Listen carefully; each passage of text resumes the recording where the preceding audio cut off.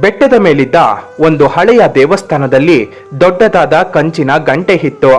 ಬಹಳ ವರ್ಷಗಳಿಂದ ಆ ಗಂಟೆಯನ್ನ ಯಾರೂ ಕೂಡ ಬಾರಿಸಿರ್ಲಿಲ್ಲ. ಒಂದು ಪುಟ್ಟ ಗುಬ್ಬಚ್ಚಿ ಆ ಗಂಟೆಯ ಒಳಭಾಗವನ್ನ ತನ್ನ ಸುರಕ್ಷಿತ ಮನೆಯೆಂದು ಭಾವಿಸಿ ಅಲ್ಲಿ ಕಷ್ಟಪಟ್ಟು ಸುಂದರವಾದ ಗೂಡನ್ನ ಕಟ್ಟಿಕೊಂಡಿತ್ತು. ಒಂದು ದಿನ ದೇವಸ್ಥಾನದ ಅರ್ಚಕರು ಹಳೆಯ ಗಂಟೆಯನ್ನ ಬಾರಿಸಲು ನಿರ್ಧಾರ ಮಾಡಿದ್ರು.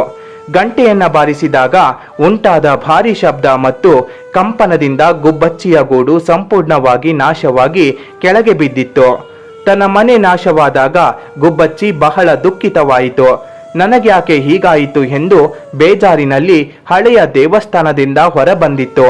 ಬಹಳ ದಿನಗಳ ಕಾಲ ಅಲೆದಾಡಿದ ನಂತರ ಅದಕ್ಕೆ ಕಾಡಿನ ಮಧ್ಯೆ ಒಂದು ಸುಂದರವಾದ ಕೆರೆ ಮರಗಳಿರುವ ಅದ್ಭುತವಾದ ಜಾಗ ಸಿಕ್ಕಿತ್ತು.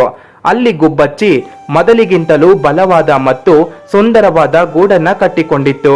ಆಗ ಅದಕ್ಕೆ ಒಂದು ವಿಷಯ ಅರ್ಥವಾಯಿತು. ಅಂದು ದೇವಸ್ಥಾನದ ಗಂಟೆ ಬಾರಿಸದೆ ಹೋಗಿದ್ರೆ ತಾನು ಇಂದಿಗೂ ಹಳೆಯ ಗಂಟೆಯ ಕತ್ತಲಲ್ಲೇ ಇರುತ್ತಿದ್ದೆ. ಈ ಸುಂದರವಾದ ತೋಟ ನನಗೆ ಸಿಕ್ತಿರ್ಲಿಲ್ಲ. ಜೀವನದಲ್ಲಿ ನಮಗೆ ಯಾವುದಾದರೂ ನಷ್ಟವಾದಾಗ ಅಥವಾ ನಾವು ಅಂದುಕೊಂಡಿದ್ದು ಕೈತಪ್ಪಿದಾಗ ಅದು ಅಂತ್ಯವಲ್ಲ. ದೇವರು ನಮಗಾಗಿ ಇದಕ್ಕಿಂತಲೂ ಉತ್ತಮವಾದುದನ್ನ ಯೋಜಿಸಿರ್ತಾನೆ ಎಂಬ ಭರವಸೆಯಿಂದ ನಾವು ಮುನ್ನಡೆಯಬೇಕು. ಒಂದು ಬಾಗಿಲು ಮುಚ್ಚಿದರೆ ಮತ್ತೊಂದು ಉತ್ತಮ ಬಾಗಿಲು ತೆರೆಯುತ್ತದೆ ಎಂಬುದೇ ಈ ಕಥೆಯ ಒಂದು ಚಿಕ್ಕ ಉದ್ದೇಶ. ಈ ಕತೆ ನಿಮಗೆ ಇಷ್ಟ ಆಗಿದ್ರೆ ಮಿಸ್ಟರ್ ನಾಗ್ಸ್ ಕತೆ ಜರ್ನಿ ಯೂಟ್ಯೂಬ್ ಚಾನಲ್ಗೆ ಸಬ್ಸ್ಕ್ರೈಬ್ ಮಾಡಿ. ಧನ್ಯವಾದಗಳು.